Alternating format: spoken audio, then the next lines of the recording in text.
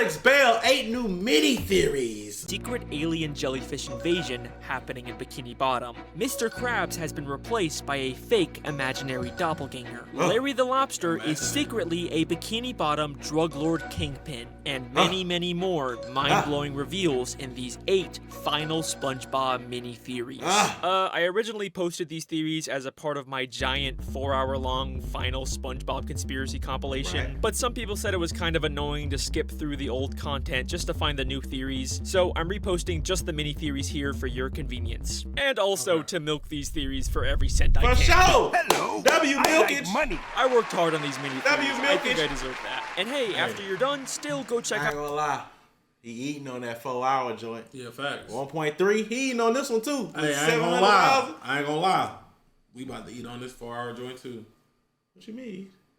What you mean? What you mean by that? Okay, alright. Check out that compilation because the old theories have a ton of new content in them too. Please enjoy the final SpongeBob theories I will ever post, and stick around till the end to hear what other shows and movies I will be covering next. Thank you. Let's begin. Imagination. Damn, So that's here's where a that comes question from. I forgot I've been that's what asked it was. from I've the been very saying it. start of making these SpongeBob theories. How is there fire underwater? It's probably one of the most obvious contradictions in this show, and the creators will usually go out of their way to draw attention to the fact that it doesn't make any sense. At least it's warm around the fire. Hey, if we're underwater, how could there be a... Whoever sent this obviously has no idea about the physical limitations of life underwater. Might as well throw these in the fire. So finally, I will give the people my answer to this infamous age-old question: how is there fire underwater? It's just a cartoon. It's just a, I'm not kidding. That's actually my answer. They SpongeBob. literally just made fun of it. It's just a cartoon. Y'all don't appreciate the sub. When we doing Try Not to Laugh, could be this week. When we gambling, could be later. It's not the real world. We've been It's a gambling all day. cartoon. It has Good its channel own points. cartoon logic where absurd things like fire being underwater can happen. But that doesn't mean there's nothing here to theorize about. Just because it's cartoon logic doesn't mean it's not still logic. If you pay close attention, you can see that there is a consistent internal logic and rules to how this cartoon world really works. And I think how SpongeBob cartoon logic works is best explained in the Season 3 episode, Idiot Box. In this episode, SpongeBob and Patrick spend the day playing inside of a box, but Squidward keeps hearing impossible sound effects coming from it. SpongeBob? Yeah. And how What are they is going creating on these in sound there? effects? How are you two making those noises? Imagination. With Yup. their Mr. Blobfish, imagination. appreciate the sub. And this is key to understanding how the Did you just hit your toe, bro? Yes. You just hit your toe, bro. Ah. he wanted to get one of the SpongeBob cursing sounds. Oh. Wait, do we got it? Here we go. 3, 2, 1. That's all you needed to get out. But no, it hurt. Okay. I'm cool. We can cool? get All right, through it. bet. It hurt. SpongeBob world really works. This episode tells us that anything that is imagined in SpongeBob can physically come to life. We can see this imagination rule in every single episode of the show. The most obvious example of this is when a character is thinking and a thought bubble appears above their head. But in SpongeBob, these thought bubbles are real physical things. Other characters can see and physically interact with them. Wait, hold on! My pen is out of ink. Plankton! You'll never get me formula. Not even Talking in to a him. flashback. Damn. You getting bullied through a thought bubble is crazy. Because things imagined in SpongeBob come to life. And this goes far beyond just thought bubbles. It explains how characters are constantly getting new props and costumes out of nowhere. Where did SpongeBob suddenly get this hat and sign? Where did he get this glove or all of these costumes that instantly appear and disappear? It's because SpongeBob is imagining all of these props. This can be used to explain almost every single absurd gag in this show. Wait, Patrick, you're supposed to let me win, remember? Oh, yeah.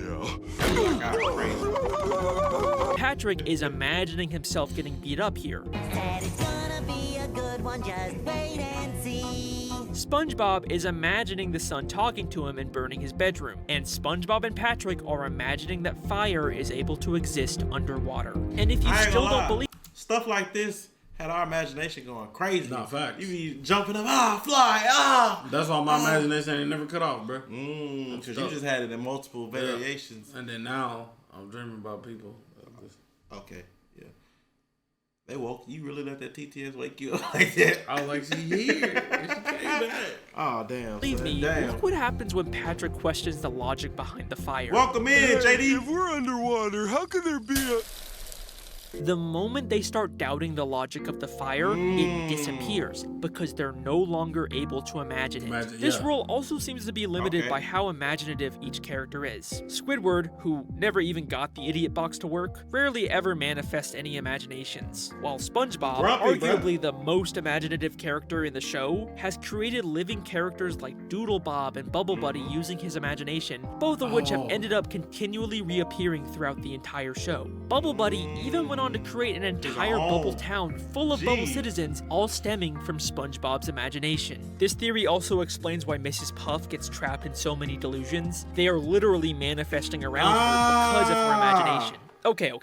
But what's the point of explaining all of this? Even if you didn't know the exact mechanics of it, you probably already understood that random stuff can just appear and disappear in a cartoon. I'm not really telling you anything groundbreaking. But once you fully understand this idea, it adds a whole new context to so many things in this show. One of the most interesting being how dreams seem to affect the world, specifically SpongeBob's dreams. In Season 1 Sleepy Time, SpongeBob dreams about finally getting his license, but then he crashes and Mrs. Puff takes his license away. And this is exactly what happens later in the Season 2 episode, No Free Rides. Mrs. Puff gives him a license, instantly regrets it, and after SpongeBob crashes his car, Mrs. Puff takes his license away. So, did SpongeBob's dream predict this event? Or did his imagination literally cause it to happen? Okay, you're not convinced yet? Don't worry. This is far from the only instance of this happening. In Season 2 Procrastination, SpongeBob dreams about his pineapple burning down, which happens later in Season 9 Gary's New Toy. In Season 5 Roller Cowards, he dreams about crashing on a Glove World roller coaster. And then it happens in Season 10 Don't Wake Patrick. Even dreams we don't see come true. In Squids on a Bus, Squidward becomes a bus driver for the day, and SpongeBob says this. I've always dreamed one day I'd board a bus and see you driving it. Now, I already know... Y'all ever wonder just how I think your phone's ringing. it is. Just how calculated they actually were. Like, how much of this is coincidence and how much thinking about that all the time. Calculated. I think about it all the time. Because it's like maybe some stuff was coincidence, which is why it don't exactly line up, but then they took advantage of the fact that it was a coincidence and made it calculated later. Yeah. So that's why, What you're gonna say. SpongeBob's a very long-running show. A lot of these basic plots were bound to happen eventually, right? You know, it's like how The Simpsons can predict the future. But in Season 4's Fear of Krabby Patties, SpongeBob dreams about everyone in the Krusty Krab turning into giant killer Krabby Patties.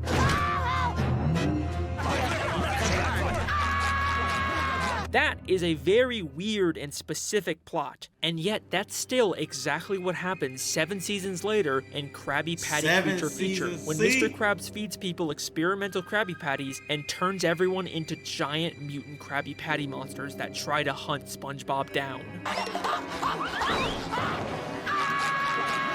It seems like all of SpongeBob's dreams eventually manifest into real life because of the unlimited power of his imagination. Okay, that's all pretty interesting, right? But you want to know something really crazy? While researching this theory, I discovered something insane. Honestly, it may be one of the craziest discoveries I've ever found in this show.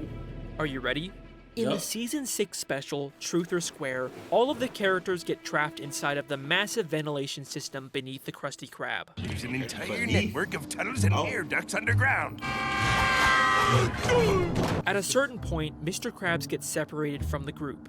A crossroads. I'll go this way, and SpongeBob, you lead him down that way. That was stupid, Mr. Krabs.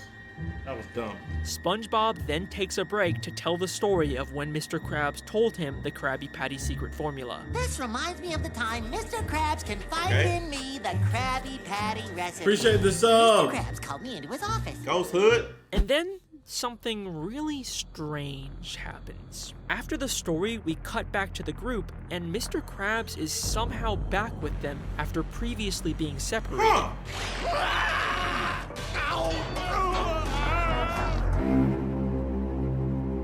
I'm serious. There's no scene of them being reunited. He's just gone and then back somehow, and it's never explained in this episode. I mean, what was even the point of wasting time and money animating them split up if they were just gonna immediately bring Mr. Krabs back without any explanation? I'll go this way, and SpongeBob, Imagination! you lead him down that way. You could literally remove the scene of Mr. Krabs separating from them, and the episode would make total sense. But wait a second. Look at how SpongeBob's story ends. You can never tell another living soul. Wait, hold on! Plankton! You'll never get me formula, not even in a flashback. He just got out the dream. SpongeBob.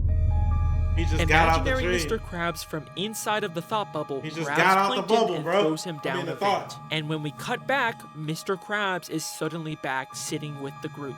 The obvious explanation is that this isn't the real Mr. Krabs. This is still the imaginary Krabs from SpongeBob's story who came to life. And the real Mr. Krabs is still somewhere lost inside of the Krusty Krab vents, and they never switched back. The Mr. Krabs they escape with is not the real Mr. Krabs. And every time we see Mr. Krabs after this season 6 episode, he's actually a fake imaginary doppelganger. And the real one is still trapped beneath the Krusty Krab somewhere. Do you got proof of this? Do you got proof of this? Right? Do you have proof of this? If you have proof of this, Alex, you're the GOAT. I will keep going. If you have proof, Proof will be nuts. Yeah, I don't really have much else to say. Proof will be nuts. If he has proof of this, he's insane. You order something? No, you ordered you pop out. It looked like another car was pulling up.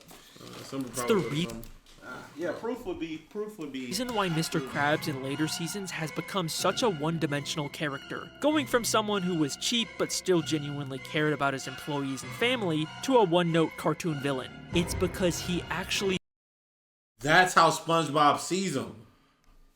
was replaced by a flat imaginary imitation of the original. And I know what you're gonna say, there's no way SpongeBob would imagine him to be that way. Well, think again. Show me what you got. Look at me. I'm Mr. Krabs. I love money. Every night I tuck me up and tell it a bedtime story. Ooh, what's that you say? Me daughter Pearl needs an operation? I'll do it myself and save a nickel. That'll do, SpongeBob. The fact that SpongeBob is dumb and smart as hell at the same time. I don't think that's smart. I think that's more so like... Well, like aware. Yeah. Like hyper aware. Yeah. Because, like, if somebody's really as dumb as SpongeBob in real life, they not that hyper aware. Well, I don't think... To be like... To like... Patrick is dumb. Well, okay. He's dumb, not stupid, basically. Yeah. Patrick is stupid. Yeah. And that is the imagination theory. 7 more mini theories left. Woo! Scary skeletons. Shout out to your editors, Twin. If it's you editing, great job. Just a heads up, some of these new mini theories kind of build off of my old SpongeBob conspiracies. So if you've never seen my television theory, I recommend watching that first. So there's this viral image that's gone around the internet that points out a really funny detail about this show. There seems to be a frightening number of miniature dead human skeletons in SpongeBob. And it's a really funny observation, but it's also really strange because why are there a bunch of mini dead human skeletons in SpongeBob? Like, the animators already have a generic design for a fish skeleton. Why are they going out of their way to make these human skeletons? They're obviously much more detailed and harder to draw. And this is something we see in both early and modern SpongeBob. Yeah. Well, I think the television theory actually provides a pretty good the camera crew. Oh. It's the camera crew. Explanation for this. We know there's tons of human scuba divers secretly filming the show, and it even looks like some of them are fish-sized. And we know there is shrinking technology in this show, so like I've already said, I think it's fair to And truth be told, Mermaid Man and Barnacle Boy, are they really mermaids? Because when we saw the mermaids, they look nothing like Mermaid Man and Barnacle Boy. Are they just humans that wanted the fame, so they, you know? Humans shrunk themselves down to better film these characters undetected, which explains why we see so many tiny human skeletons. They're the crew members who sadly passed away during the filming of SpongeBob. They are deep underwater after all. It's not the safest place for humans to be. And that's about all I had to say about this topic. It's not actually that interesting. I probably wouldn't have even bothered making this separate mini-theory if it wasn't for a very interesting piece of SpongeBob history that was recently made public. The original SpongeBob Pitch Bible, the document created by Steven Hillenburg in 1997 to pitch the show to Nickelodeon, was just recently finally made available to the public. And it is full of fascinating early ideas and concept art for the show. But what's interesting to me is that much like the show itself, the Pitch Bible is presented like a fictional in-universe report from a team of deep-sea divers discovering Bikini Bottom for the first time. An afternoon ascent into the deep crystalline gulf, which plummets from the island's coral base, revealed a natural wonder which had so long eluded the eyes of mankind. We had indeed found Spongebob, which was the original name for SpongeBob. There before us, glistening in the glow of our dive lamps, sat a submerged treasure unlike any other in the world. We were afforded a first-hand glimpse into the character of Spongebob and his world. It's crazy that even the Pitch Bible for this show has lore. If this doesn't prove the television theory, I don't know what does. But that's insane, actually. In this Bible that I always thought was a little strange. On page 12, there's a dedication section. It describes one of the first expeditions to Bikini Bottom taken by a deep-sea diver named Bucky Leavitt, using a new and untested diving suit, which ultimately imploded from the undersea pressures. Bucky died making the only known map of Bikini Bottom. It is to Bucky and his pioneer spirit that we dedicate. What you researching, Twin? What name? Bucky. Is that the real name of the narrator? Good question. All my new folks, welcome in. In this research. It's kind of a strange thing to include in a pitch for a kid's show, of all things. The story seems to be inspired by Benjamin Leavitt, the inventor of the suit shown in this photo, but there's no record of him ever dying during an expedition. So it seems like this story about Bucky was completely made up just to add more lore to the show. So it then begs the question, if he is a character in this universe, where is Bucky's body? Could he possibly be one of the human skeletons we've seen throughout the show? Well, we know Bucky died in his old prototype diving suit, so I think his body would probably still be inside of it. So the real question is, do we know of any diving suits in Bikini Bottom? And yes, we do.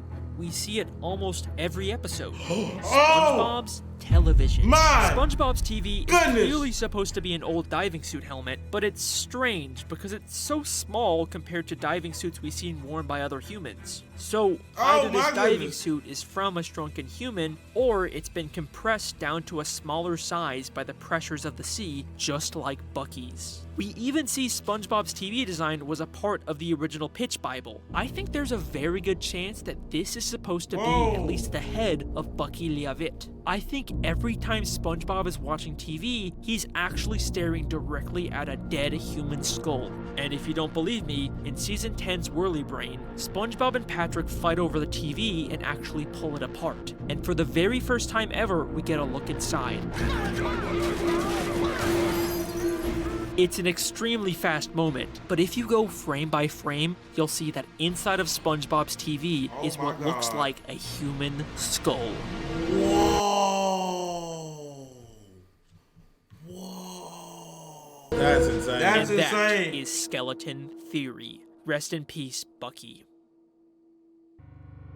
That's insane. That's a good one. That's a very good frame, but you would have to frame by frame that. That means a lot of this shit is very much on purpose. Yeah, it has to be. It's intentional. A lot of it very. Hey, man? Nah, this is. I can't fathom. I ain't gonna lie. I want more for the crab theory, but that one's good. That's creepily good, actually. This is the only mini theory that's just like a straight up part 2 of one of my old theories. So obviously, if you haven't seen the original Mrs. Puff theory yet, then it probably won't make too much sense. So, there's been a lot of new evidence that's come out about Mrs. Puff since I posted my theory. Some I already added to the main theory, like her real name being discovered, so go watch that if you haven't already. But I saved some really cool discoveries and new ideas just for this mini theory. Like, in Lighthouse Louie, I missed this the first time, but if you look closely in her pile of junk, you can actually see a dead police officer's corpse! Oh my god! Ah! Ah! Actually, no, this is just an obstacle from her training course. But I bet you didn't know, in Camp Coral, we see her dispose of the real Mrs. Puff's dead body! Also no, this is just a piñata that looks like her. Okay, but they're clearly trying to mess with us at this point. Before I get into the actual new discoveries, I want to talk about some alternative ideas I've come up with for some parts of the Mrs. Puff theory. As I've already said, I'm not the biggest fan of where I took the third part of this theory. I really wanted there to be this big reveal about why the prison is forcing Mrs. Puff to teach Spongebob, when, in reality, it just makes so much more sense that, like in Doing Time, every time Mrs. Puff sees Spongebob in jail, she's actually just hallucinating. Good day, class! I must be having a nightmare! You know, there's just way more direct evidence in the show to support this, as opposed to this convoluted warden theory. And it's further supported by my new imagination mini theory from earlier in this video. We know the show exists in a world where things you imagine can easily come to life. And Mrs. Puff is constantly imagining her fear of SpongeBob or the guilt from her past mistakes. So it makes sense that she would get trapped in her own delusions so often. But there's always been this big loose end in my theory that I've always wanted to find a way to wrap up. We know Mrs. Puff prematurely gave a license to one of her previous students in New Kelp City, and that led to the city being destroyed. Local consensus places the blame on this negligent, selfish driving instructor. But who was Mrs. Puff's original student before SpongeBob? And while we haven't gotten any new evidence about this, I think I've got 2 strong candidates for who it could be. One of the best comments I got from the Mrs. Puff video was the idea that the original student was actually SpongeBob's cousin, Stanley S. Squarepants. Hi, Squidward. I'd like you to meet my cousin Stanley. We're related. There's 2 of them! Stanley is a character we meet for only 1 episode in season 5. He's SpongeBob's cousin from out of town, and he's extremely accident-prone, even more than SpongeBob. Come on, bruh! Damn! Now, we don't know what town he's from. That's how he would destroy a whole city. But we know his Uncle Sherm sent him away because he was too destructive. So he totally fits the idea of Mrs. Puff's former student that probably destroyed New Kelp City. It would also add another layer to why Mrs. Puff is so tortured by SpongeBob specifically. He would literally look and act exactly like her former student. There's 2 of them! So yeah, I think this is totally plausible. Great comment. The only thing that kind of holds this theory back is the lack of any actual concrete connection between Stanley and Mrs. Puff. Like, unfortunately, they're never in the same episode. But I think I have another possible candidate for this mystery student. Someone who we actually The one that was in jail. The one that was in jail in the car with her escaping. With Mrs. Puff. In the Mrs. Puff theory, I theorized that the entire episode Doing Time was all imagined by Mrs. Puff, and everything we see, even small details like her changing prison uniforms, are symbolic for what's really going on inside of her head. But if that's true, then what does this random other prisoner that keeps showing up symbolize? Hey there, Puff Mama. What's today's grub? Hi, Donna. It's chilly. I wouldn't have thought much about it if it wasn't for this very interesting moment where she returns at the end of the episode. Oh, it's just my imagination again. So what's for dinner tonight, Puff Mama? Chili? I think this could be implying that Donna is Mrs. Puff's original student. We see her driving Mrs. Puff's boat in a free-fall crash, just like her old student probably also did. And then she literally gets replaced by SpongeBob. So what's for dinner tonight, Puff Mama? Chili? Ah, forget They know what they're Just doing. like how he actually replaced her original student. So yeah, I think both Donna and Stanley are pretty good candidates for the original student. Stanley is a bit more thematically fitting, but Donna actually has some direct evidence in the show. Yeah. So yeah, I could see it being either of them. But that's all just tying up loose ends. The real reason I decided to cover Mrs. Puff again in this mini-theory is because of two major new developments in recent SpongeBob episodes. The first is in the season 13 episode, Arbor Day Disarray. In this episode, Sandy gives everyone trees reacting she live, grew, gang. and we get this scene between Mrs. Puff and her tree.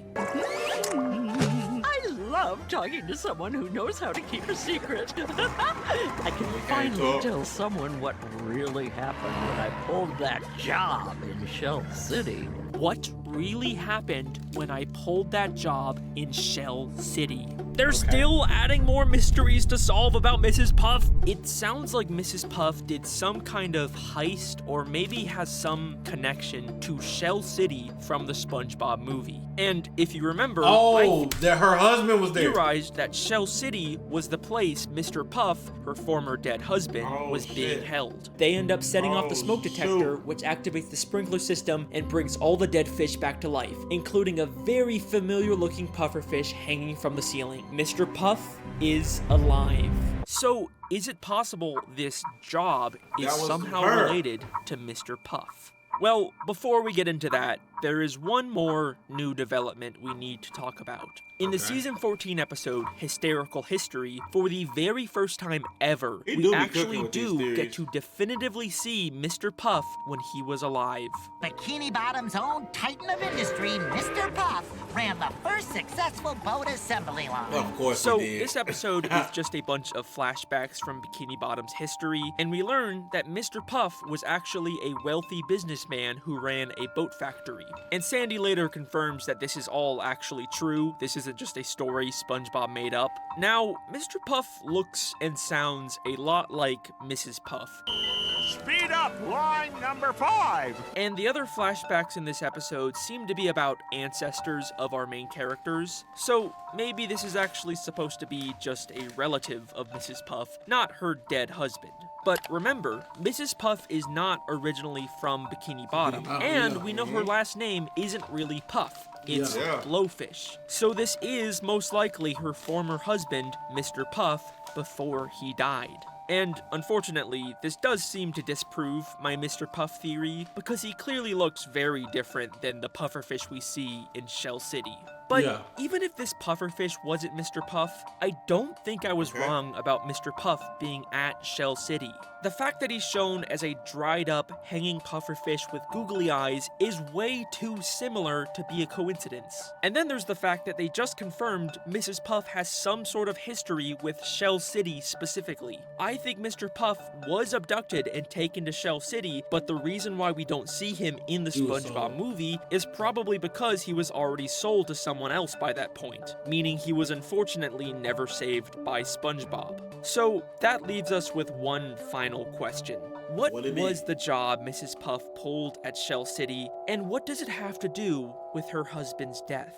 Well, my first guess is that this job was some sort of rescue mission to save Mr. Puff from Shell City, and she failed. But listen to how she talks about it. I can finally tell someone what really happened when I pulled that job Something in she Shell wanted. City. Whatever happened at Shell City, she's happy about it. In fact, it's kind of a sinister, nefarious happiness. What really happened when I pulled that job? She's not devastated that her husband was lost forever. She's happy about it. I never really considered this before, but could Mrs. Puff actually be responsible for her husband's death? Did Mrs. Puff kill her husband? I mean, we know Plankton sold Neptune's crown to Shell City. I just wanted to say thanks again for selling me the crown. I sold it to a guy in Shell City. So it does seem possible to arrange for this kind of thing to happen. And Arbor Day Disarray ends with Mrs. Puff's tree ratting her out to the police. Hello, police department. I got a lead on that Shell City job. That's insane. And they never tell you what it is. Why would the Bikini Bottom police care about something she did at a human gift shop? I mean, they didn't care when SpongeBob stole from there. The only explanation is that she wasn't stealing from humans. She was giving them something or someone from Bikini Bottom, Mr. Puff. Mrs. Puff arranged for fishermen to kidnap and kill her husband. That's what really happened at Shell City. But why? Well, other than Mr. Puff kind of seeming like a jerk who mistreats his employees, he's also very wealthy, which means that when he died, in a way that can't be traced back to Mrs. Puff, as his wife, she would inherit his money. Which explains how Mrs. Puff, who previously had to abandon her entire life and start over from scratch in Bikini Bottom, could afford to open a massive boating school. Maybe this was her plan all along. Get close to some rich jerk, marry him, and then have him killed to inherit his money. These little breadcrumbs they've given us. Oh, and that also kind of explains why like she was so open to Mr. Krabs. Because Mr. Krabs is pretty much the richest one in Bikini Bottom. Up to this point. Have told us so much more about Mrs. Puff's past. But also, maybe, just maybe, her future as well. Mr. Puff was portrayed as a greedy, unethical capitalist who only cared about money, even at the expense of his employees. And does that remind you of anyone else in Mrs. Puff's life? Unhand that penny or the arm comes off. Keep on trucking, SpongeBob. How could you trade SpongeBob for 62 cents? Gold digger. Got more? If she did it to Mr. Puff, who's to say she's not planning to do it again to Mr. Krabs? Maybe this is the entire reason why she's dating him. Let's just hope Mr. Krabs isn't planning on getting married anytime soon. The imaginary doppelganger Mr. Krabs, that is. And that is the Mrs. Puff theory part 2. Okay. Incredibly excited because we get to talk to the voice of Karen today, Jill Talley. I love trying to make sense out of SpongeBob. My adorable nephew called me up and he just was like, Jill, do you know about this? What do you make of this? Like, what do you think about this Mrs. Puff? And I didn't know what he was talking about. It was like a fever dream because I wasn't aware of all the conspiracy stuff. So all I'm hearing on the phone is criminal, past clues. And I'm going, what is he talking about? I said, I'm going to look into it, Frankie. So then I went online and I started looking at it and it was fascinating. I was in. I was going, I want to know too. Alex, that's cool. As hell. Okay, this next part isn't actually a new mini theory. Cool. It's actually just me debunking the popular Krabby Patty is crab meat theory that people keep commenting about, just because it annoys me. But don't worry, there's still gonna be 8 new actual theories in this video. This is just a little bonus. So that's what I taste like. So, a lot of people think that Krabby Patties are actually made of crab meat, and Mr. Krabs is going around killing all the I hate to break it to you, it's special sauce, and his special sauce is his special sauce. Whoa. Yep. Whoa. Yep. These are new theories, gang. We ain't never seen these. This is the comment I will get for the rest of my life. It's crab meat. Actual crab? I mean, why else would Mr. Krabs be the only crab in Bikini Bottom? Except for his mom and his dad and his nephews. Okay, but there's no crabs outside of his family, except for this guy, and this doctor, and this kid, and these 2 crabs, and this circus guy. But besides them, there's no crabs in Bikini Bottom. Okay, even if there is not, like, a lot of crabs, there's equally not a lot of sponges, or starfish, or pufferfish, or squirrels in Bikini Bottom. Bikini Bottom is like 90% generic fish. But then why is it named the Krusty Krab? Cause the owner's a crab, and that's his last name. But even if we ignore that, it's like, why would Mr. Krabs advertise his dark secret as the name of his restaurant? But then why is the Krusty Krab shaped like a crab trap? Okay, this is actually the one good piece of evidence in this theory. I think it's a little ambiguous whether it's supposed to be a crab trap or a lobster trap, so I did some digging, and Patchy actually calls it a lobster trap in a SpongeBob DVD bonus. The Krusty Krab looks like a New England-style lobster trap, but now it just traps the pocket change of Bikini Bottom's hungry denizens. They also find a very similar-looking building in Camp Coral and call it a lobster trap. Oh no! We've walked into a real life lobster trap! Man, I could maybe see this evidence kind of working, but you'd kind of expect if this was their secret intention, they would like call it a crab trap, you know? But what about the scene where Mr. Crab eats one and he says that it tastes like him? So that's what I taste like. This is supposed to be the smoking gun piece of evidence that's all over TikTok, but nobody actually shows the clip with context. Mommy, my Krabby Patty tastes funny. Well, no wonder. It's all old and dried out, like that man right there. Now put that thing where it belongs, in the garbage. Well, little Patty, we're context. two of a kind. Yeah. We've both lost our luster. He's saying so that's what I taste like. Mr. Krabs says the patty tastes like him because the lady called the patty old and dry like him. And he's been feeling insecure about Boy, somebody say that to me, that's crazy. It's old and dry like him. Me? In this episode. Like, I'm not saying the Pearl's mom theory is the best theory ever, but it's better than this shit. Come on.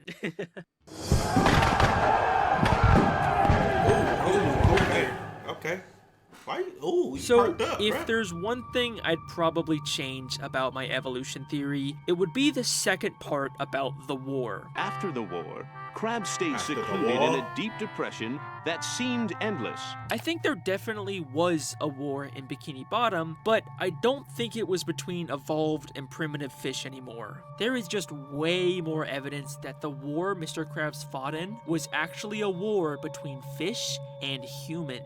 What? And I think this concept for a human war has been secretly present in the show from the very start. Every single building in Bikini Bottom is made out of some sort of debris from the human world. Now, this is a reference to how marine ecosystems in real life often form around things that fell from the surface. But the debris isn't always just random objects or pollution. A surprising amount of the buildings feel like they're from the aftermath of a massive war. There are a ton of buildings made out of sunken ships, but there's also anchors, submarines, lobster traps, bait and tackle boxes, undersea mines. There's even a building made out of a dead bucket of fish. If you really look at the show's aesthetic, it gives the impression that Bikini Bottom is an Adventure Time style post-apocalyptic wasteland where a massive war between humans and fish took place. Mr. Krabs' Navy Convention Center is literally a giant torpedo. We get further confirmation of this as early as Season 1 Hooky, when a bunch of humans start fishing in Bikini Bottom. Pay close attention to how Mr. Krabs reacts. They're back!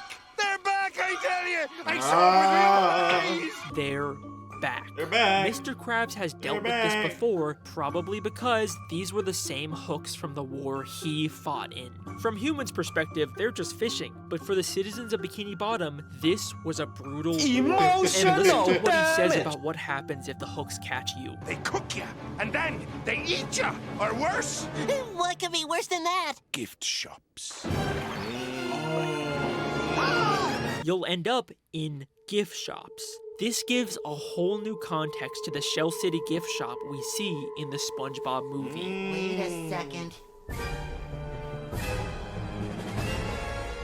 Those fish are dead. All these dead fish are victims from the human war. Look, the gift shop in Hooky even has a very similar sign to the Shell City gift shop. Among the dead fish in Shell City, we specifically see the same type of royal seahorses King Neptune uses. Which makes sense because as King of the Sea, he would probably be the one commanding the army to go fight the humans. Movie Neptune even talks about Shell City like he has personal experience with it. My crown is in the Forbidden Shell City! No one who's gone to Shell City has ever returned! I guess this could also mean Mr. Puff was a victim of the war, but I kind of prefer the idea from my new Mrs. Puff mini theory. We also see giant hooks all over Mr. Krabs' wall of memorabilia, along with other human fishing tools. There's even a picture of the Bikini Bottom museum ship before it was sunk in the war and later turned into a museum. Mikey, There's also Aaron, this picture Terry, of a some new human llamas pirate. with hats episode by Flimco that you guys should react to one day.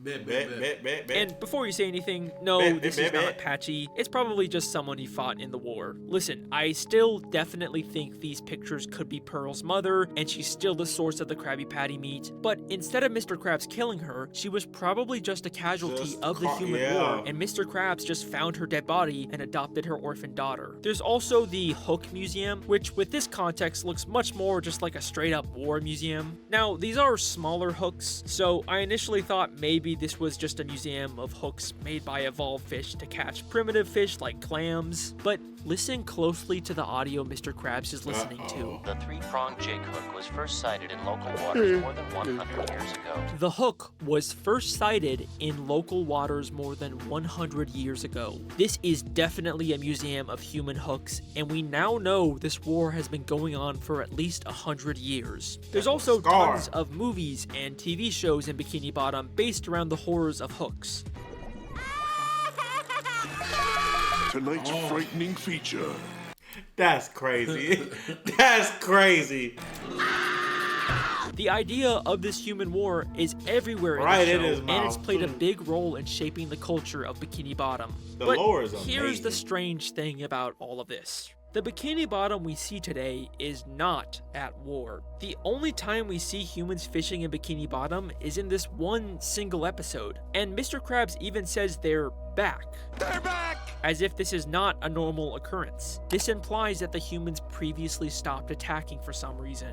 So, what ended this great human war that lasted for at least 100 years? Well, clearly humans and fish have a much more peaceful relationship now. The entire SpongeBob SquarePants show is made by humans with the help of certain fish, including Mr. Krabs, who used to fight against them. What if the reason why the war ended was because of this show?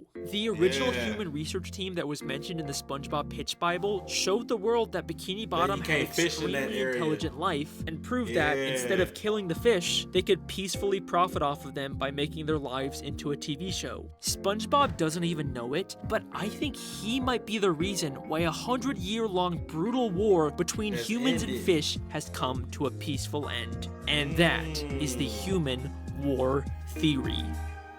Oh, 1 second. Trying to order me some food. The grandparents theory.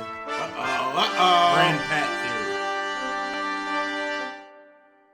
theory. So, in 2021, Nickelodeon released a new spin-off show all about Patrick called The Patrick Star Show. Hi! I'm Patrick Star, and I live with my parents! This is my dad. This is my mom. This is my sister. This is my grandpa. And this is my show!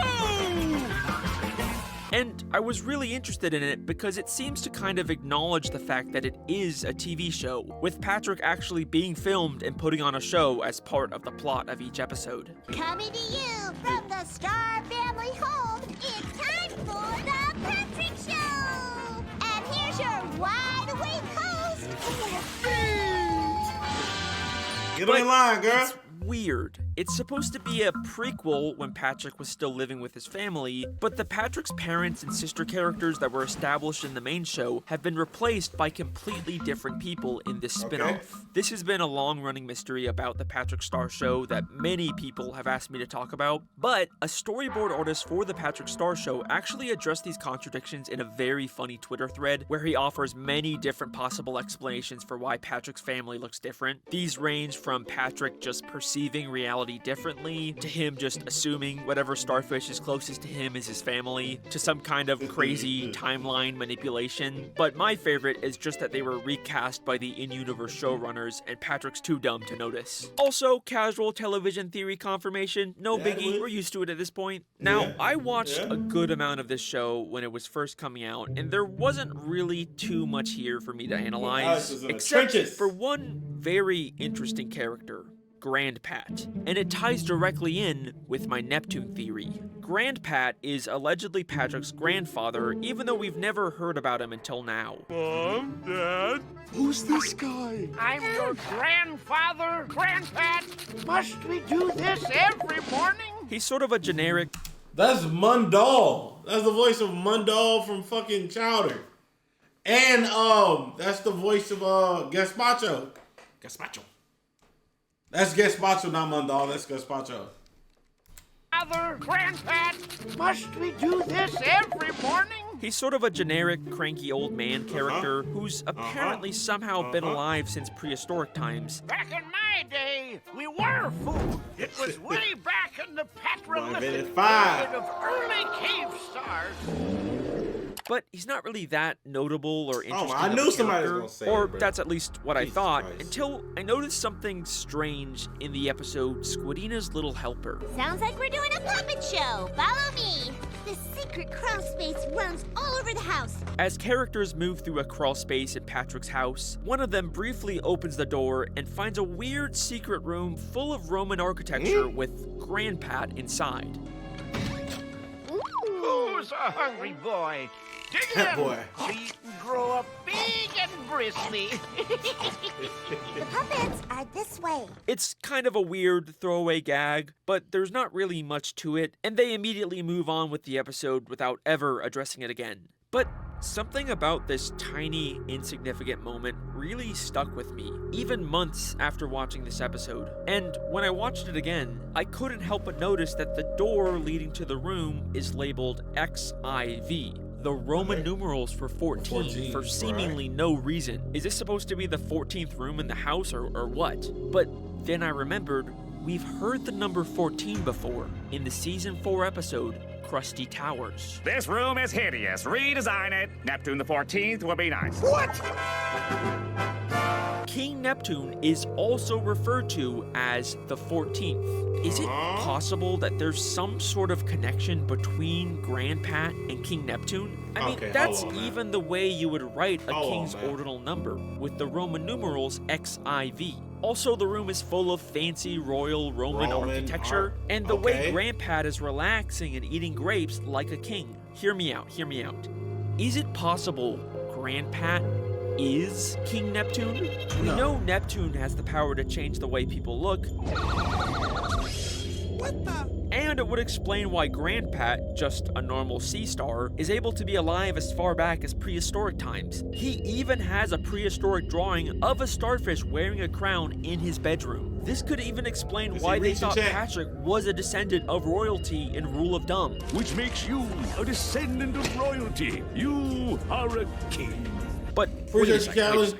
Why would the King of the Sea be pretending to be Patrick's cranky old grandpa? Well, remember, the Patrick Star Show is a prequel to the main series, and if you believe my Neptune theory, then you know Neptune wasn't always the King of the Sea. It's likely at some point he stole the throne and Poseidon's wife. So, what if this takes place before Neptune became king? When King Neptune was a little Neptune, his mother set him adrift in a river. When he was all alone, abandoned by his own mother, desperate to find the family that he was denied his whole life. So, how would he get one? Well, it turns out that there just happens to be one family in the sea that's dumb enough not to notice when new family members are added or replaced. The Patrick Star family. Of course. So, he transforms himself into the cranky old grandfather character, Grandpat, and secretly inserts himself into the family without their knowledge. Who's this guy? I have no idea. Do you see so? So you can see him too, Bunny? I thought I was the only one. I'm your grandfather, Grandpat. Must we do this every morning? They don't know you, twin.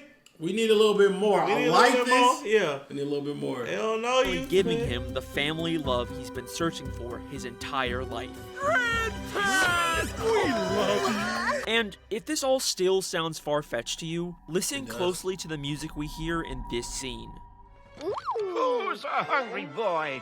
Dig in, so you There's can no grow ways up to say big and bristly. This small piece of music is called Roman Legions, composed by John Kakavas, and it was used only one other time in Spongebob. Who's a hungry boy? Behold Neptune, god of the sea, with his mighty trident. In the season 10 episode, Trident Trouble, when they are introducing God, none wow, other you pulled than that King off. Neptune the 14th. Grandpat is king. My God, Alex, I don't know how you pulled that one other time. I give it to you. Because one other time. Okay. King Neptune. And that is the Grandpat theory. Or at least it was until they released the episode Neptune's Ball, where we see King Neptune and Grandpat in the same room. Man, I love your show. Damn it! And I'm really conflicted about this because, yes, this obviously debunks my theory. Neptune and Grandpat can't be the same person if they're both in the same room. But then why does all of this evidence feel so specific and intentional? Like, most evidence I find can usually be explained as an Easter egg or a coincidence, but like, I can't think of any other reason why this random room would have the Roman numerals 14 on it. Maybe this was something they were setting up but changed their minds about. What if he was a soldier for him? Oh, yeah. Or maybe there's some sort of time travel shenanigans going on, because we know Patrick's family has a time machine in this show that they use all the time. Egypt? Or maybe I'm just in denial and I'm overthinking small little random details. Like I've said, these are the theories that didn't make the cut for their own videos, so they're not all gonna be as strong as my main theories. But even if it's unlikely, I'm still gonna hold out hope that maybe I'll be proven right someday. Damn it, I didn't want that to be debunked. On to the next theory. He got me. Now I ain't believing nothing you said.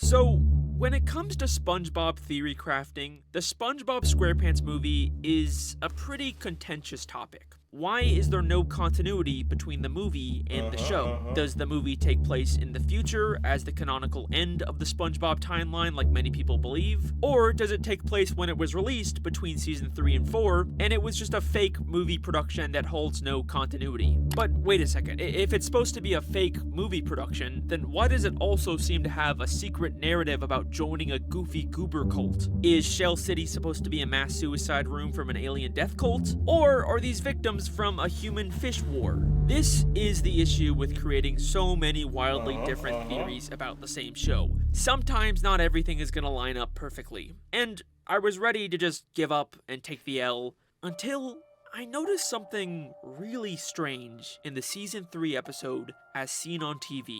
In the beginning of this episode, we find out Mr. Krabs has hired Squidward to direct a Krusty Krab commercial. We're shooting our first ever Krusty Krab commercial. I got Squidward organizing the whole thing. He's, you know, artsy.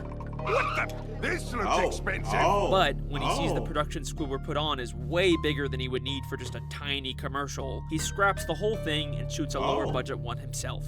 But there is something very strange about the production Squidward was directing. Squidward's set has a second Krusty Krab, just like the SpongeBob movie. Well, how do you explain that? A second Krusty Krab? What inspired you to build a second Krusty Krab right next door to the original? Okay, that's a weird coincidence, but whatever. But that's not all. Squidward's production also has the same giant leg with a heel and fishnet stockings that Patrick wears at the end of the SpongeBob movie. That's right, keep moving! Like, they're not exactly the same, but you gotta admit, this is starting to feel a little too specific to be a coincidence, right? Is it possible the production Squidward directed for the Krusty Krab commercial was actually the in-universe production for the SpongeBob SquarePants movie? This episode came out in 2002, which is the same year the real-life SpongeBob movie began production, and the similarities don't even end there. In the background, we can see a fish dressed with almost the exact same hat, red bandana, and boots as Dennis, the hitman Plankton hires in the SpongeBob movie. He's a vicious, cold-blooded predator! It's clearly not the same guy, but we gotta pull that off or something.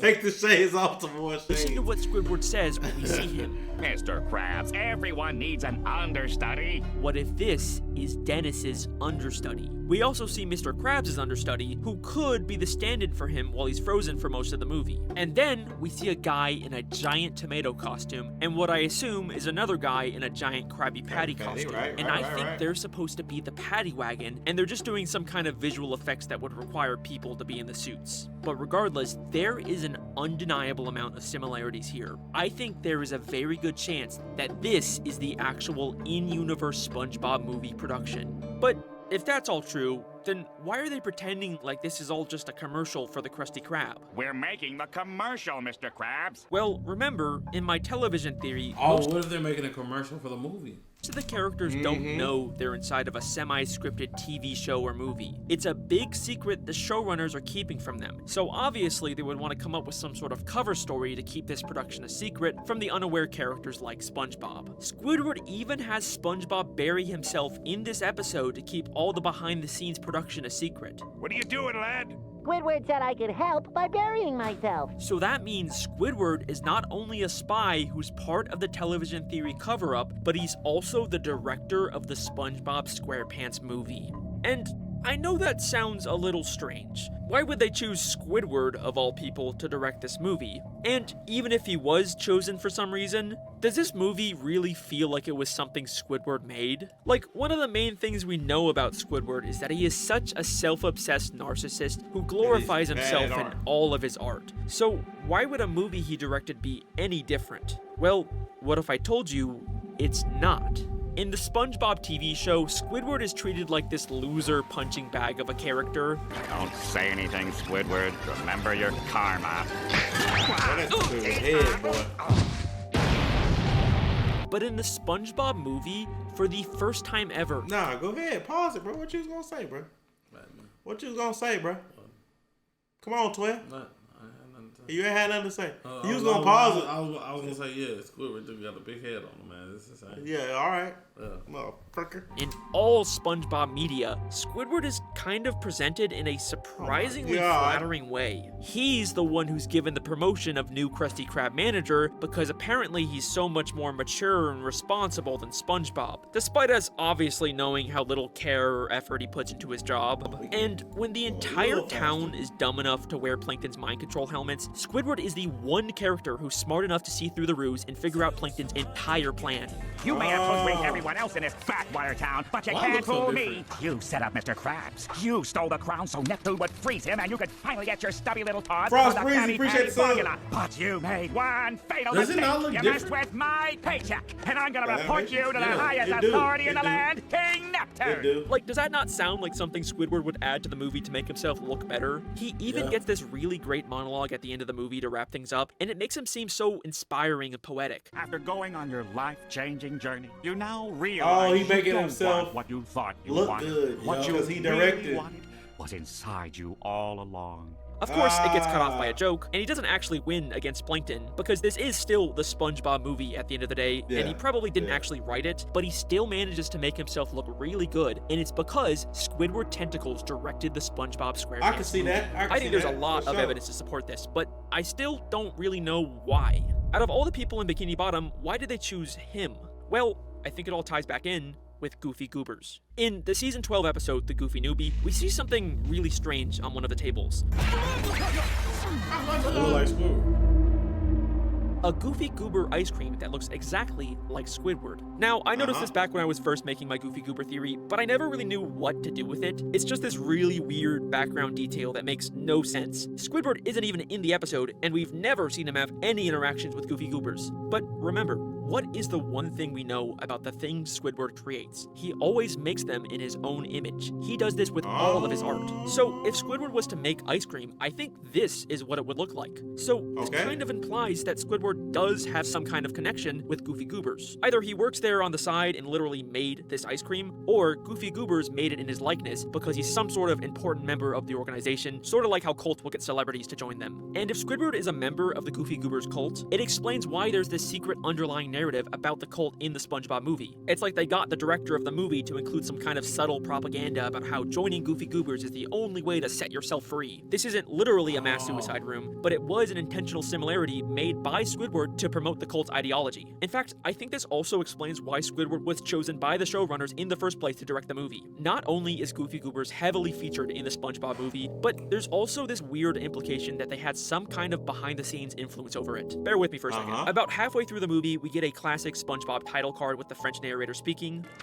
Ew. Meanwhile. But instead of the usual generic background, it's clearly Goofy Goober themed, despite the scene having nothing to do with Goofy Goobers. I think Goofy Goobers, being a multi-billion-dollar organization, helped to fund the in-universe SpongeBob movie in exchange for having some influence over it. Not only were they able to include all this subtle cult propaganda in the movie, but they had the power to choose a director from their organization to include this narrative. And they chose Squidward Tentacles to become the director of the SpongeBob SquarePants movie. And that is the Squidward director theory. I like it. I like it. Don't ruin it. Please, for the love of God. Thank the Lord.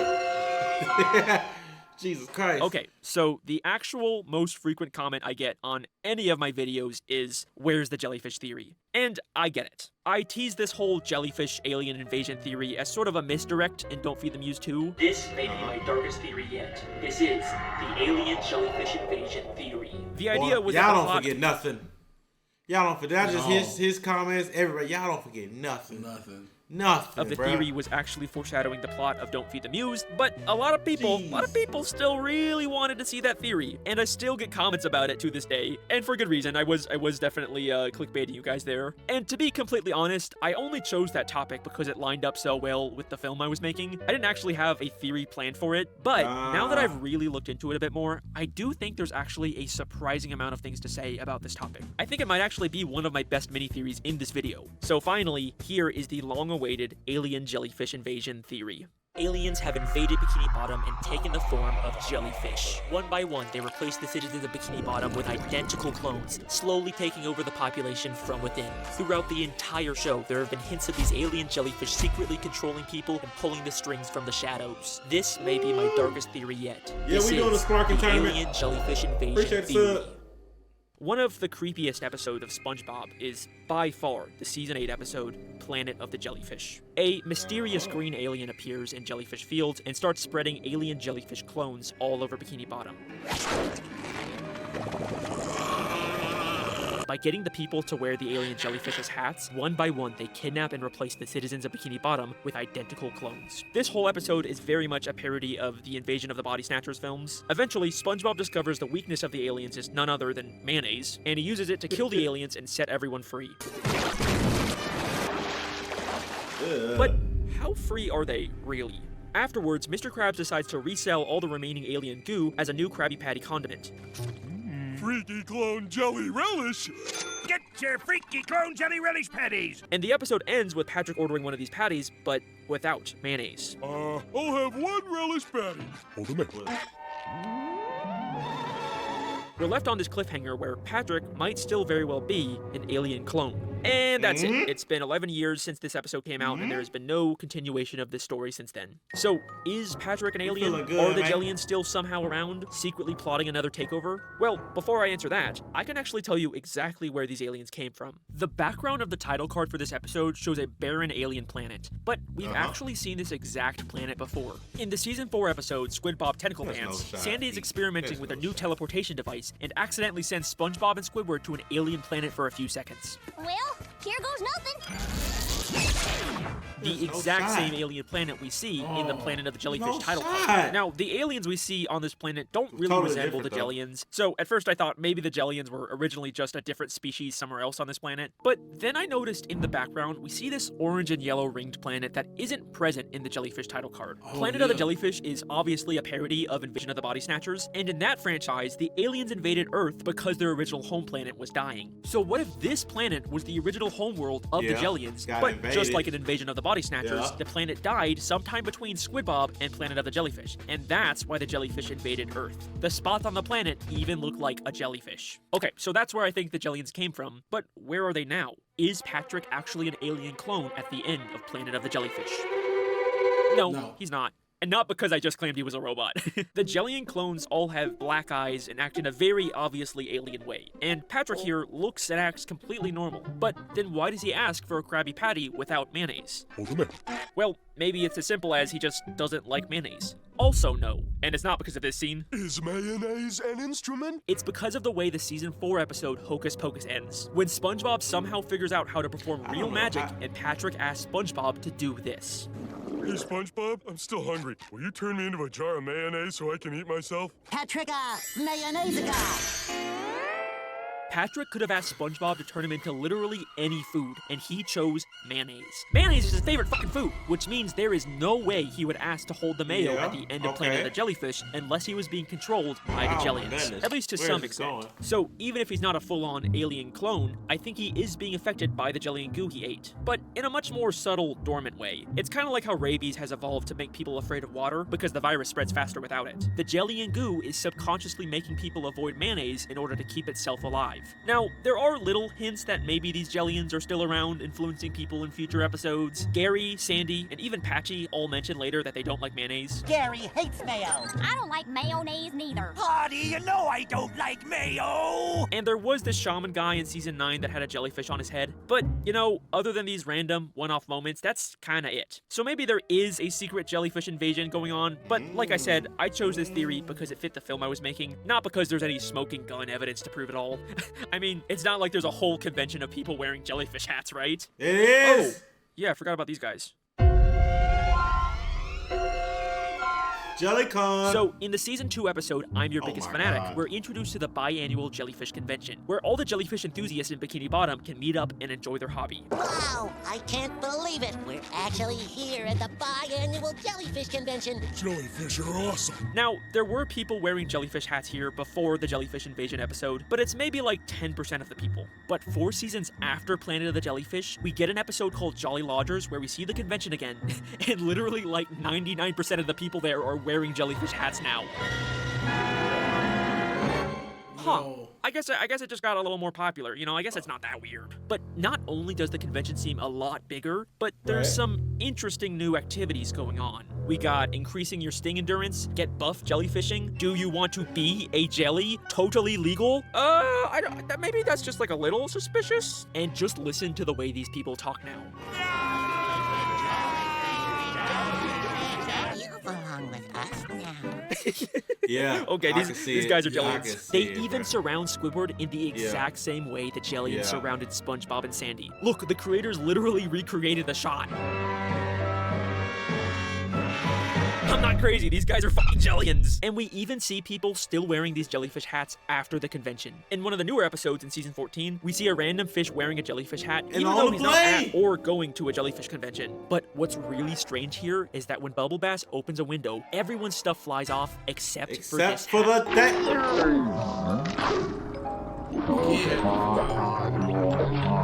It is really stuck on there. It really feels like there is some kind of alien clinging to his head. We also see Kevin's fan club, the Jelly Spotters, again in season 14, except now they've all got jellyfish hats, and they've replaced their leader Kevin with Patrick. He got kicked out of the club years ago. Which kind of makes sense since Kevin can't really wear a jellyfish hat since he's got that thing on his head. I didn't know this was a hat. It wasn't. So they got someone else who the aliens could actually replace to be in charge. It makes sense. The Jellians are back, and they're using this convention to secretly add people to their alien hive mind collective. In fact, I'm even pretty sure that they successfully replaced Squidward in this episode. Throughout this episode, Squidward is trying to escape this convention, but they keep cornering him and even force him to wear a jellyfish hat.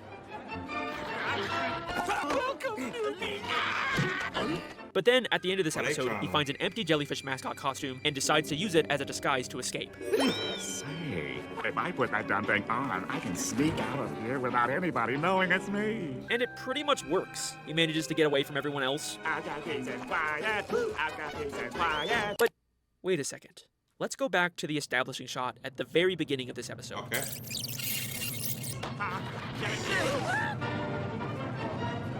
What are we looking at, Twin? Do you notice anything strange here, other than the stuff I've already pointed out? Oh, somebody was in there. The jellyfish costume. Hidden in the bottom right corner is the jellyfish mascot Squidward will eventually put on. But if that's the case, then why can we already see Squidward's feet coming out of it? This is way before Squidward puts on the costume to escape. We literally see him outside of the costume in the very next shot. Squidward can't also be here unless they already made an alien clone of Squidward, and at some point during the episode, they switch places. That's crazy. Squidward and everyone here has been replaced by the alien jellyfish invasion. And also replaced by the robot invasion, and also brainwashed by Goofy Goobers, and also being secretly controlled by the showrunners. A lot of people are trying to take over Bikini Bottom, okay? There's your jellyfish theory. You could stop. But it makes sense. A lot of people trying to take over Bikini Bottom. There's a lot of money there. Yeah. So, we have reached my final SpongeBob mini theory, and probably the final SpongeBob theory I will ever make. And hang on, Alex, teach me the sauce, cause like how you research.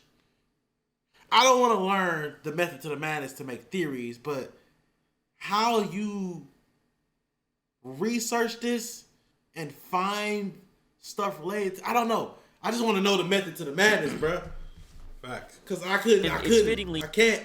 The theory that I teased in the final episode of Don't Feed the Muse. I'm going to be proving that Larry the Lobster is secretly a drug lord kingpin that goes by the name Pinhead Larry. This is the Pinhead Larry the Lobster theory. I saved this one till the end, not because it's the best or the most shocking theory I've ever made. It might not even be the best mini theory in this video, but I saved it because it's the most ridiculous sounding one. Larry the Lobster is a drug lord kingpin that goes by the name Pinhead Larry is one of the stupidest and funniest sentences I have ever come up with in one of these SpongeBob conspiracies. And I think that's the thing that I love the most about making these videos. It's that you can come up with the most ridiculous, stupid ideas about the most mundane and unsuspecting topics, like a random side character in a kid's show, and then if you can still actually somehow make a pretty good case for it, it's just the most unexpected and magical feeling in the world. And it's why I have loved making a theory about a time-traveling ghost. I love that. Also, that's why I still stand behind Frieza. Did nothing wrong. Frieza did nothing wrong, and we need to accept that pirate or a goofy goober alien death cult. It's why I have loved making each one of these theories, and why I'll continue to make theories about other stupid, unsuspecting, mundane topics after this. It's been... Boy, that cabbage one to this day. The cabbage bender, Alex. You did your big one. You did that to it. You did your big one. Mm-hmm. I couldn't even... What's y'all favorite... Chat and YouTube comments. What's y'all favorite SpongeBob theory or Alex Let's theory? begin our final SpongeBob theory.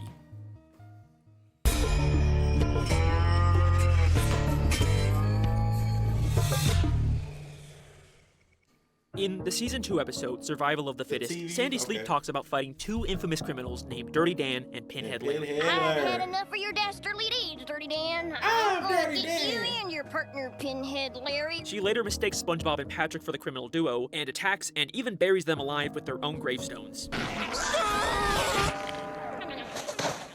Oh, to the bitch-ass nigga. To the bitch-ass bitch that keeps editing my head on Sandy. And sending it to me.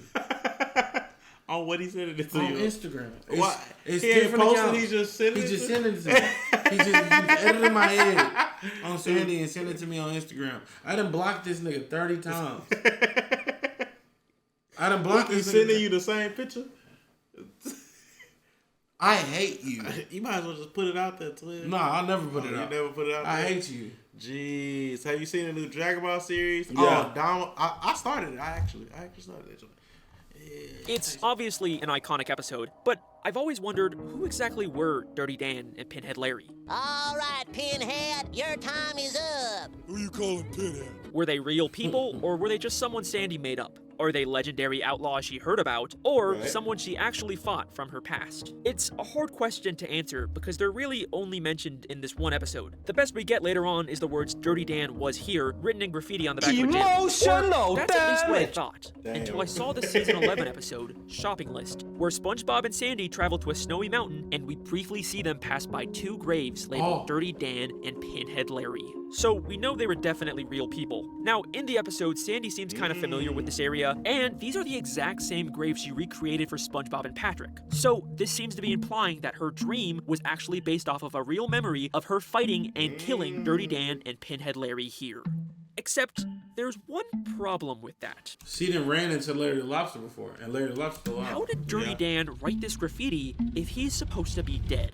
I mean, I know it's not like we see when this graffiti was written, but it wasn't left on just any old random gym. It was written on the back of Larry the Lobster's gym. A gym that we saw Larry open in Season 9. What you see before you is the culmination of my lifelong dream, Larry's gym. Meaning this graffiti must have been written long after Sandy would have fought and killed Dirty Dan and Pinhead Larry. So, how is this possible? How could Dirty Dan write this on Larry's gym if he's supposed to be dead? I think this means that the real Dirty Dan, and probably also Pinhead Larry, are not actually dead. they probably faked their deaths and are alive somewhere in Bikini Bottom. But where, and more importantly, who are they? Wait a second. Why would Dirty Dan write that he was here at this specific gym? Larry's gym. You don't think Larry the Lobster could be Pinhead Larry? That sounds stupid. Or does it? I mean, it would explain why Dirty Dan would risk exposing that he's still alive at a place Sandy probably frequents. Maybe he's leaving a message for his former criminal partner. Okay, let's not get ahead of ourselves. So, they're both named Larry, and you definitely could say he has a pin-shaped head. But Larry is friends with Sandy, and he definitely isn't a criminal. Right. Maybe we need to take a closer look at our lobster friend. So, I rewatched every single appearance of Larry the Lobster in all 14 seasons of SpongeBob, and here's what I learned. Larry cares a lot about staying in shape and working out, to an obsessive degree. Maybe Pinhead was him when he was skinnier. Yeah. Dorsai has gone flabby. I've got to get to a rowing machine. He also hates when anyone else is out of shape and will do anything in his power to help them get fit. Those poor people. Someone needs to whip them into shape. Looking out at this sea of flaccid muscles and sagging flesh, frankly, I'm disgusted. Push it! Push it! Apparently, he was also raised by these two old fish. But you guys are way too old and unsightly for my beach. So polite. Just like we raised him. And to further confirm this, the same old ladyfish later says this during the Alaskan bullworm incident. We should call my nephew. Sounds like she could definitely be referring to Larry here, so I do think they're supposed to be his aunt and uncle. We also know he loves protein shakes. Protein shakes saved my life, bro. He used to be a lifeguard, but recently fulfilled his lifelong dream of opening up a massive gym. The culmination of my Well, must have been making bank as a lifeguard. What the heck? lifelong dream. A place of my own where I can work out every day, anytime I want. What you said about the orange foot, nigga? Huh? You said about the orange foot, nigga?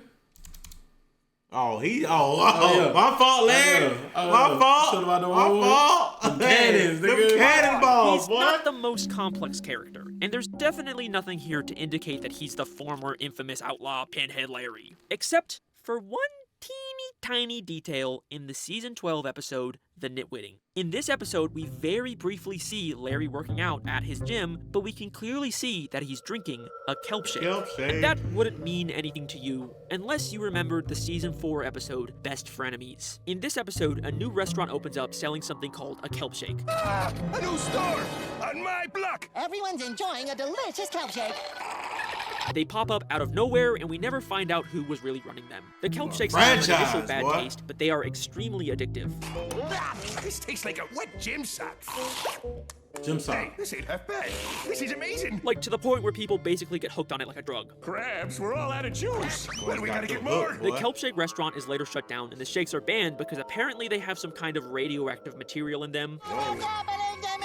It'll take decades to clean this hazardous material up. I sure feel sorry for whoever drank this. But then why does Larry have the same banned kelp shake 8 seasons later? Maybe this is just a random throwaway Easter egg? I mean, we never see him with a kelp shake again, just the generic protein shakes. Except, let's take a closer look at those protein shakes. In the season 11 episode, Larry the Floor Manager, Larry briefly takes over as manager of the Krusty Krab and turns it into a gym. Now we only serve salad and protein power shakes. He forces SpongeBob to sell protein shakes, and even though the cups look different, the color of the liquid is the exact same as the kelp shake. They even seem to have the same initial bad taste. You like? No, Larry. No. I think every time Larry drinks or sells a kelp shake, he is actually selling the illegal, addictive kelp shakes from Best Frenemies. Now, we never see anyone grow any green hair, but knowing what we know about Larry, there's no way he would be drinking it himself if it had the same side effects. Right. I think Larry was the one behind the original kelp shake restaurants. But after they were banned, he tweaked the recipe and started secretly reselling them as rebranded protein shakes. How else do you even explain Larry having the same kelp shake here 8 seasons after they were banned unless he's the one making them? In Squid Plus One, he even admits that he's the one who makes his protein shakes. I just need to stop by the apartment and make myself a protein shake. This explains how a lifeguard could suddenly afford to open a massive gym. He's secretly a kelp shake drug lord kingpin. And if you still don't believe me, we see Larry standing next to a protein shake store called Protein Fiend that has a green kelp logo and the word kelp shake on the sign, clearly referencing the kelp shakes. And this is also the episode with the Mrs. Puff newspaper, so you know the creators were like in a hiding lore mood. There are too many connections here for this to be a coincidence. Larry the Lobster is the criminal mastermind behind the kelp shakes. But does this also mean that he was the former infamous criminal, Pinhead Larry, who faked his death? Well, believe it or not, Larry the Lobster has also had a near-death experience in his past. In Squid Plus One, Larry mentions that the protein shakes saved his life. You don't need that glop. Oh, I wouldn't call it glop. Protein shakes saved my life, bro. Like, what does that even mean? Okay, hear me out. What if this is how he survived his death? Sandy killed him and his partner, but the radioactive properties of the kelp shakes brought him back to life.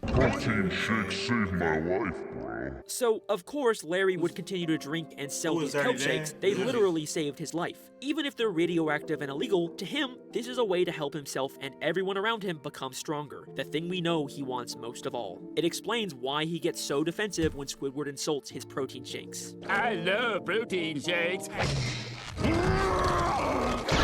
Okay. But there's still an obvious issue here. If Sandy killed Pinhead Larry, why doesn't she recognize him now? Yes. Well, I think we get a possible explanation to this in the Camp Coral spin-off episode, Game Night, where the camp counselors play a board game called Lobster Trap. If you take away the beard and the eye patch, the lobster on the box looks exactly like Larry, a direct clue about Larry the Lobster being a criminal. Just like that Flying Dutchman game, I think this game is based on the real legendary criminal Pinhead Larry. This explains why Sandy wouldn't recognize Larry the Lobster. Either this is a criminal disguise he wore, or, and I'm just speculating here, it's actually what he used to look like, and the healing properties of the kelp shake fixed his eye. And if you're still not convinced about Larry's criminal connections, I've saved my best evidence for last. Remember that old lady that raised Larry? So polite. We should call my nephew. She's just a sweet old lady. There's no way she would have raised a criminal mastermind, right? Well, in the Season 9 episode, Patrick Man, she is revealed to be none other than the Dirty Bubble. Oh, dear! The Dirty Bubble! This man gotta be stopped. Teach me. Teach me. Us. You know what? SpongeBob. Well, the creator, You know y'all said what? the creator died, so he He can't passed teach us. away. But writers, You know what? for the love of God. You know what, Alex? It's time to work, man. Yeah, what the heck? Time to work. This random old lady was actually Ain't no one of anime the about it, most it was crazy. notorious criminals in Bikini Bottom all along. cooked with Man-Ray's this partner in crime, the Dirty Bubble. Mermaid Man and Barnacle Boy's arch nemesis, the Dirty Bubble. And I know what you're thinking. Maybe this is just a disguise he wore in this one episode. It doesn't necessarily mean this old lady has always been the Dirty Bubble, but I checked everywhere, and I can confidently say that we have never seen the Dirty Bubble and this lady in the same scene. And she's a pretty common background character. Also, she lives in the same retirement home as the Dirty Bubble's nemesis, and we see her constantly in the background watching them. She is literally the perfect cover for the Dirty Bubble to spy on. Oh, and there go the man. Oh, wait. Which man? Right there behind. That's the man. That's her, the one who raised Oh. on them. But most damning of all, this old lady is friends with and even went to high school with Man Ray. Why, hello, Ray. Mabel, I haven't seen you since high school. Larry the Lobster was raised by the Dirty Bubble, explaining how he became the infamous criminal known as Pinhead Larry. And wait a second. Pinhead Larry was raised by the Dirty Bubble? The only criminal we know in the show whose entire gimmick is being dirty. Holy sh! The Dirty Bubble is Dirty Dan! It fits too perfectly. This would also explain how Dirty Dan faked his death. The Dirty Bubble is constantly being killed and later brought back to life with a bubble blower. The Dirty Bubble and Larry the Lobster were the infamous criminal duo Dirty Dan and Pinhead Larry. After nearly being killed by Sandy, they changed their identities and split up. The Dirty Bubble continuing his criminal pursuits with his new partner. Have we ever seen Larry deal with the Dirty Bubble by themselves? Partner Man Ray and Larry the Lobster choosing a deals more with the woman all subtle the approach time. by Yeah. secretly selling illegal kelp shakes. And even though they've been apart for years now, the Dirty Bubble still left a little reminder to his old partner. Dirty Dan was here. Yes, he certainly was. And that is the Pinhead What up, Larry Flame the Master? Lobster theory. And that is the end of Alex Bale's SpongeBob Conspiracies. Thank you very much. Holy moly! He cooked! Shout out to my boy, man. He cooked. That's a...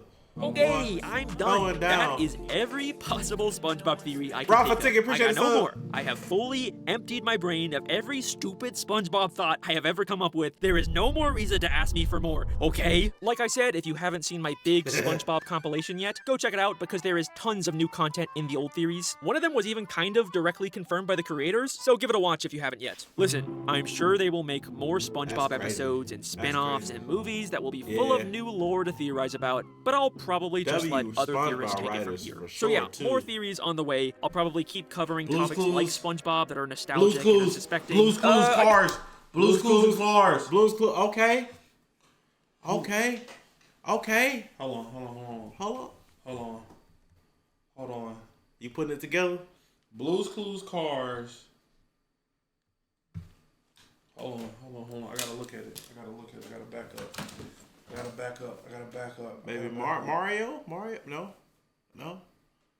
That's a sitcom up top.